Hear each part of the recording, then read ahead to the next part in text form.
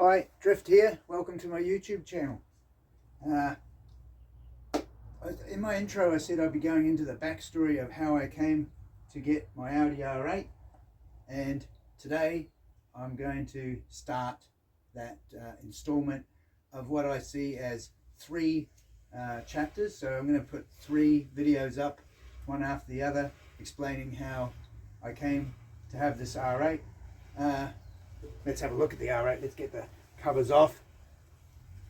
It's a pretty miserable day. I would have liked to have been outside in the sun today to show the car, but alas, the weather forecast didn't correspond to my intentions. So the outcome of the weather, the forecast doesn't really matter. It's what we actually got. What we got was not good weather. But anyway, here it is.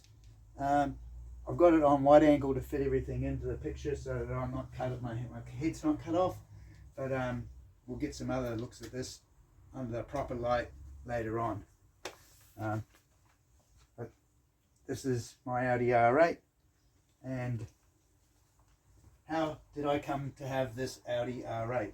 As I said in my intro too, it was a car that I didn't really think I would have, and it came about through what I see as I said, three chapters.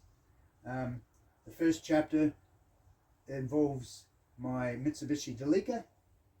The second chapter is around having my S6. So the first chapter evolved into me having that S6, and the third chapter was the S6 helped develop and set up the scene for what chapter 3, which is where the Audi R8 came into play. And chapter 3 hinges around an event that not any of you wouldn't have been affected by. Everyone in the world was affected by it, and that was the COVID-19 or COVID outbreak, and the series of events that took place around the world to do with that. And it was that event that actually stimulated this coming about. But it was preceded by the other two chapters, which I'll go into detail, the S6 and the Mitsubishi Delica. So this first chapter is going to be about that Delica. Some of my friends have commented on Facebook that they see pictures of my lovely cars, and it's offset by this lurking beast in the background, and that would be the Mitsubishi Delica. So now let's go and have a look at that car, and or that van, and I'll give you that first chapter story. Look at that, the Delica, and how that came into play, and how that played a part in turning into me having this R8. Right, here we are. This is my Mitsubishi Delica Space Skier Exceed. It's a four-wheel drive, 2.4 litre petrol, 4G64 motor. Boy, racers like to use those for their Evos, their Mitsubisis, their Evos. It's the same block, but a longer stroke, I believe, than the 2 litre 4G63. So you can put the 4G63 heads and valves and things on there, and the turbos, and turn them into quite a powerful motor. So it's got a reasonable amount of tow for the size of the van with the 2.4. It's a non-turbo. They did these in a 2.8 diesel turbo as well, but this is the petrol version. Right, as some might say, this is the elephant in the room when it comes to my car collection. It certainly doesn't look like it fits in with the others, although it does complement them in a way, because it does things that I can't do in either the R8 or the S6. And those things would involve putting lots of gear in there, and fishing rods, and going across country through muddy tracks and down rivers and all sorts of things like that. So this is the first part of the story, or the first chapter in my 3 installments of how this became me having the Audi R8. I bought this when I was living overseas. I used to come back regularly to see my family. My son lived back in New Zealand, and with his mother and I had split up. We got married very young and extremely stupid, but it didn't last very long. However, of course, I love my son very much, and I used to come back and spend time with him when I could. When he got a bit older, he got a little bit interested enough in fishing and wanting to come with me, actually agreeing to come with me on father-son fishing trips. So on one of those occasions we decided to do a road trip around New Zealand for a couple of weeks, checking out the fisheries in the North Island of New Zealand, and it was all fly fishing. So I looked at hiring a camper van. Back in those days they didn't have the cheap camper vans like the wicked campers and the other type of, what do they call them, sort of, we say they're freedom camping vans, because back then it wasn't freedom camping, it was just called camping. It was just something you did. That was before the freedom camping movement really took force, and yeah. So I looked at hiring a camper van, and even back in those days, for the 2 weeks was going to cost about $2,500 to $3,000 for the rental of the van, and plus there was going to be a deposit of several hundred. Now it might have even been close to $1,000, and then the fuel on top of that, and insurance, and a few other things. So I thought, well, have a look in the, back in those days it was the newspaper, not the internet. They had a look in the local newspaper to see what was on the market for sale. So went into the newspaper, and this van was advertised for, I think, about $2,900, $2,700. It might have even been $3,000, but in any case I paid $2,500 for the van and became the lucky owner, I suppose. There we go, there's one of those Mitsubishis with the 4G63 motor in it right there. But became the lucky owner of this, and my son and I packed up our fishing gear in it. First thing we did though is tint the windows, and then we packed our gear in it. Basically the windows we tinted so that it looked cooler, but also so that we could we cut out the sun and the light when we were sleeping, and didn't have to wake up as soon as the sun came up in the mornings. Let's have a look briefly at the inside of the van. Just a quick look inside. It's a workhorse, as I said. There we go, but there it is. Alright, there it is. So there's fishing gear in there now. Hunting and fishing. More on this side. Fishing glasses, warm hats, gloves, and there's all sorts of stuff shoved in the back of it right now too. And there is even a fishing rod sitting down the side. That's a spinning rod. It just sits in there. Sometimes if I go past waters I want to throw it in there and just see if there's any fish lurking about, and then come back later with the fly rod and maybe target them in the evenings. It's a proper four-wheel drive. It has the front center lock, diff lock, all four-wheel drive. There's high-low settings on the, here we are, all operated or pneumatically actually through vacuum hoses that shift the linkages to settle that, and you don't even have to get out to lock the front hubs. There's no hub locking on there. It does that all pneumatically. So that's the van. So 15 years ago that was when we started our fishing trips. We did several more fishing trips over the years. It used to sit on my parents' farm for up to a year at a time when I was back overseas. And sometimes I wouldn't come back for a year, and every summer I'd come back for a few weeks or longer than a few weeks, at one stage a couple of months and what have you, and the van would be there for me to use when I came back to New Zealand.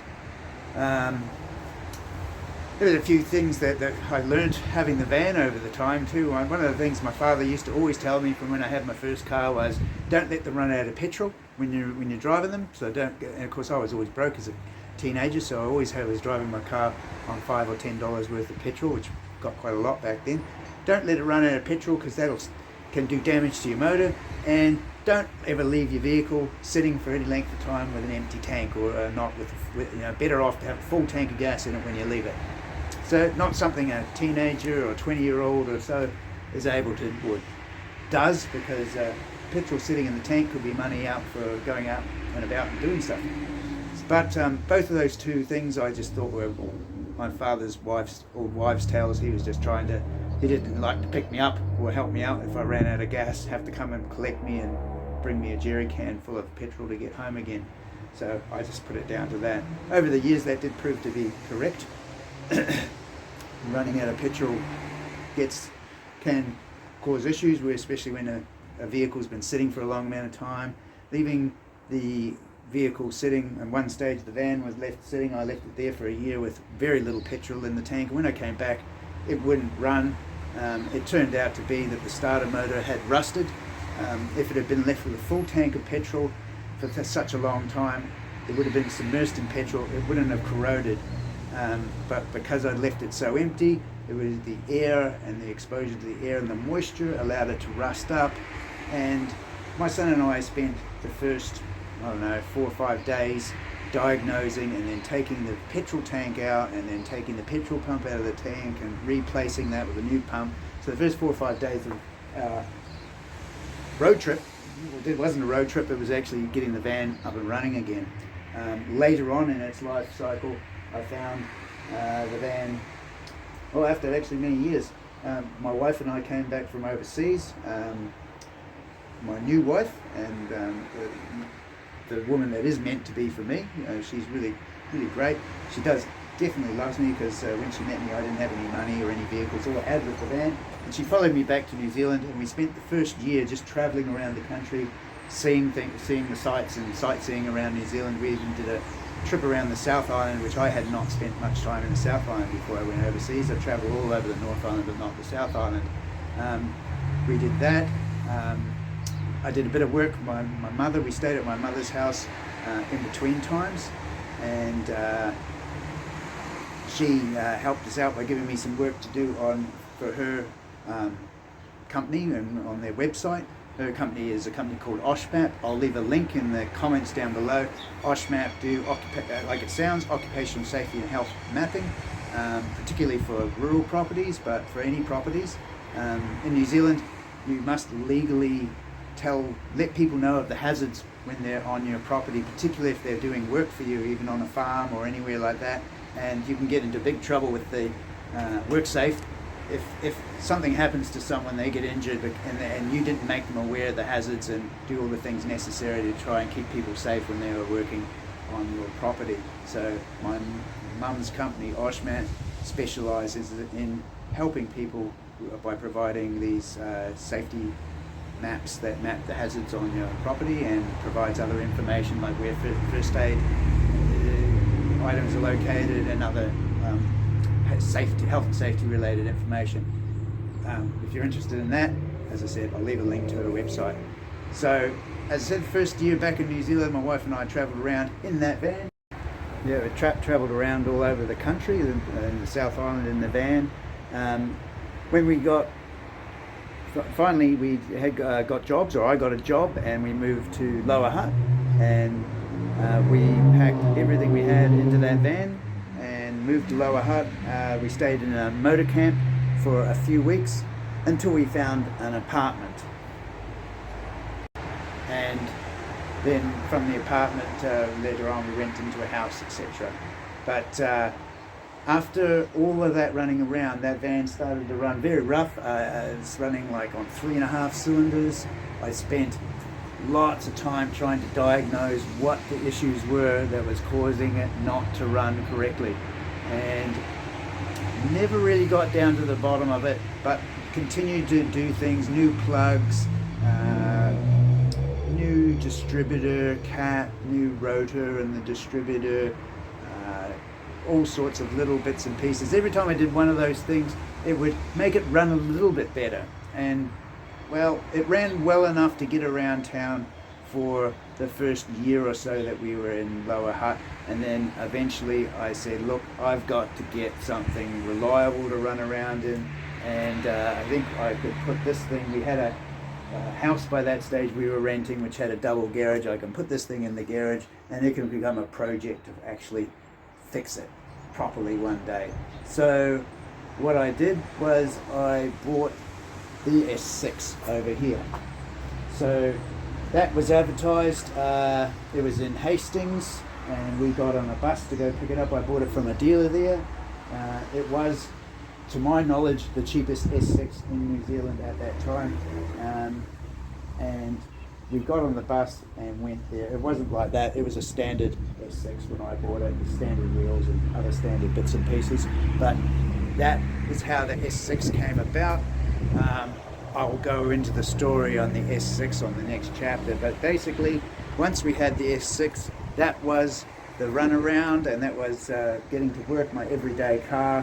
I used to also spent a great deal of time slowly doing the car up, doing bits and pieces to it, which I'll run through the things that I did with it briefly when I go into chapter 2.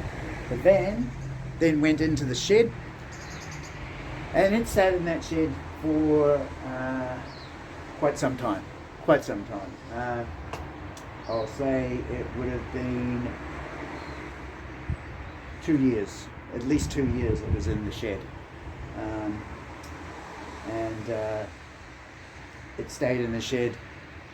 I did eventually pick up another donor vehicle with another motor. I was cruising the internet one day looking at bits and pieces, and on Trade Me in New Zealand we use Trade Me for buying and selling motor vehicles and parts and what have you. And there was a running two-wheel drive version of a Mitsubishi Delica van for sale from a mechanic. He said he'd spent some time on the motor, done the timing belt and timing and a few other bits and pieces, and I think we wanted about $1,200 for it. And it had a few other bits and pieces that I could have done with on this van. It had this little spoiler, wind flow on the top of the bonnet. I quite like that. I've been looking for one, but you can't get them anymore. They're way old, but that had that on it. It had some center panel console pieces. The van, when I bought this, were cracked and broken, and I'd put up with it for like that for 12 or 13 years. But when I got the donor van, we called it, it had some of those parts, so I was able to replace those. It had a whole lot of light fittings and stuff that I was able to tweak and fix up. So this van got a good lot of fresh parts from the donor van eventually. And yeah, that donor van I bought, I left the donor van, used the donor van as a runaround for a while as well, until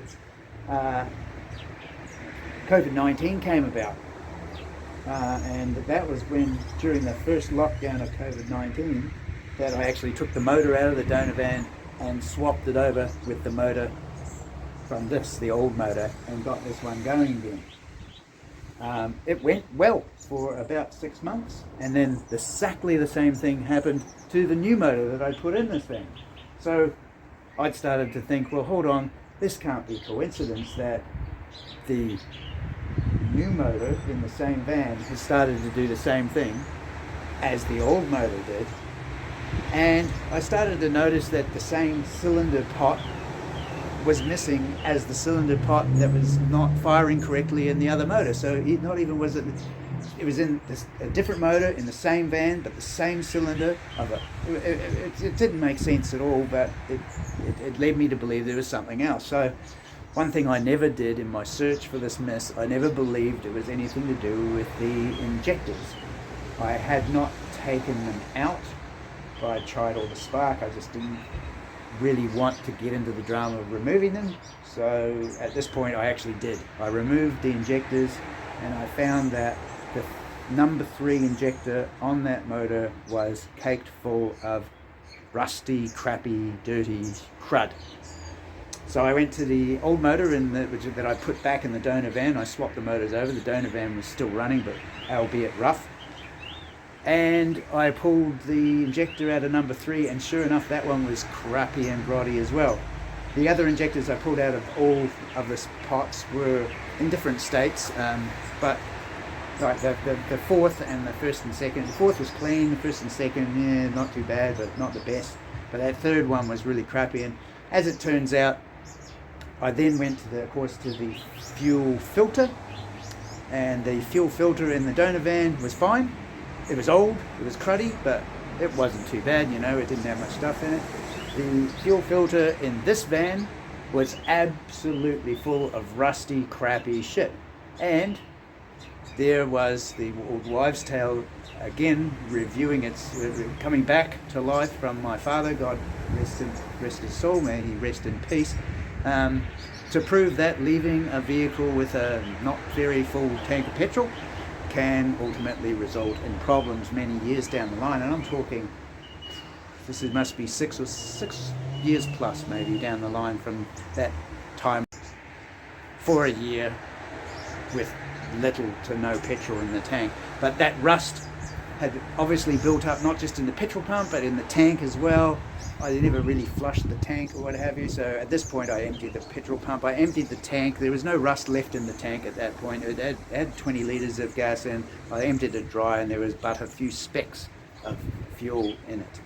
Of dirt in it, in the fuel. It went back in the tank. I gathered it had all collected in the fuel pump, and then when the fuel filter, and then when the fuel filter had filled, it started running into the injection rail, fuel injection rail, and the way in which the flow, the hydraulic flow worked in that injection rail in these 4G64 motors, it goes straight out of the rail into number one with such force that it was keeping the number one cylinder, the first pot, clear, and that injector was clear. The rust and stuff would be washed out of that one all the time, but number two would be where it all collected up. Well, actually this number 4 is where it enters, number 3, number 2, number 1. So number 3 was the one that was missing, and number 3 was the one that on the outlet port you could see oily residue because of the unburnt fuel coming out and bleeding out through around the gaskets of the outlet manifold. And in both motors I could see the same thing. So it turned out that in the fuel rail, that was where your injector would get caked up with stuff. I cleaned the injectors in both motors, put them both back in. I ordered a brand new fuel pump, which took a couple of weeks to arrive. So I put the old fuel pump in this one, fuel filter in this one. The fuel filters in these are they're not just a little inline filter, they're a big can filter. They probably take about half a litre of fluid. So they're a big filter, so hence why I was able to hold a heck of a lot of rust and cake and residue before it actually affected the motor 6 years later. And then it probably would have started affecting it slowly and slowly and slowly. It coughed a little bit, and then it built up and built up and built up and got to the stage where it got to where it was not running very well at all. 3.5 cylinders or 2.5 cylinders at points in time. So once I cleaned all that out and put the clean fuel filter in, it ran fine. The new fuel filter arrived a couple of weeks later. I put that in. I put the old fuel filter in the donor van. The donor van got sold for scrap. I got a few $100s back out of that in the end, and I left the donor van motor in here because what I also did in the meantime was I had the head off and I had that cleaned and new valves reseated and cleaned because the valve was caked up with crap and would not seal anymore from the unburnt fuel that was from the injector being clogged up, so it wouldn't fire, so it had that knock-on effect. So all that got done, and I never did the bottom end. The rings are probably not the best. It does smoke a little bit when she starts on cold until the motor warms up, about a couple of 3 or 4 minutes maybe, and then it stops smoking. So I'm not going to worry about that. I've done, just in the last 6 months, I've done 15,000 kilometers in that vehicle. It gets a hammering and it keeps the K's down on my other vehicles running it. So that is the story of the Mountain Monster, as it's called, and that is the name that my son and I gave it on our first road trip, because we were going up and down mountains all around the show. We were passing slow vehicles, going up steep hills. We were going on country tracks and muddy tracks down to campsites. We were going through the rivers, down over the boulders, and driving along the riverbanks in four-wheel drive to get to other sections of the bigger rivers over in the east coast, the Tuki River. And we basically, at some point, we said it's just monstering these mountains, and that name took over. We just ended up calling it the Mountain Monster, and I told that story to my wife too, and she refers to it as the monster, the mountain monster, and I think it's quite appropriate. It does really make short work. When we were in the South Island, we were going through rivers up to nearly the bottom of the door panel, sort of up to this level, and it didn't even worry about it. It's a serious four-wheel drive for a van, and you can have a lot of fun in them. And so even though it might not be the prettiest thing in the world, it's very functional, and it has a whole heap of memories. It's part of the family now for me. 15 years. I'll never be selling that. That will always be my beast for work and play and mucking around. And as I said, chapter 1 in getting an Audi R8. So I suppose the way this leads to the Audi R8 is that the repairs that need to be done, or the motor not working, I probably wouldn't have gone to the S6, but it did come to a point where I was busy with my new job. I couldn't afford the time to fix it myself. I didn't want to take it to a garage because they would be having the same issues as me trying to troubleshoot the thing, having to take it apart forever. And I thought it'd be better for a project for me, which it did turn out to be. It kept me busy the whole first month of lockdown in 2020, when we went into that first lockdown. The whole month of April, basically, it gave me something to do that was productive. Well, I took the motor out, swapped it over, and got it going again. It wasn't the end of the story in terms of the diagnosing and fixing the repairs ultimately, but it was still that lockdown gave me the time to do that. But it led to me buying the S6, and the S6 leads me to how I got the R8, or precedes that, and we'll get onto that in installment 2. So stick around, stick around on my channel. I hope to get this series 2 up within a couple of days of this, and not very long anyway. Shortly after this episode, we'll get onto the next stage of the story, or the chapter 2 of the story. And I hope you enjoyed that bit of storytelling, and we'll get on to chapter 2 soon. We'll see you then. Bye.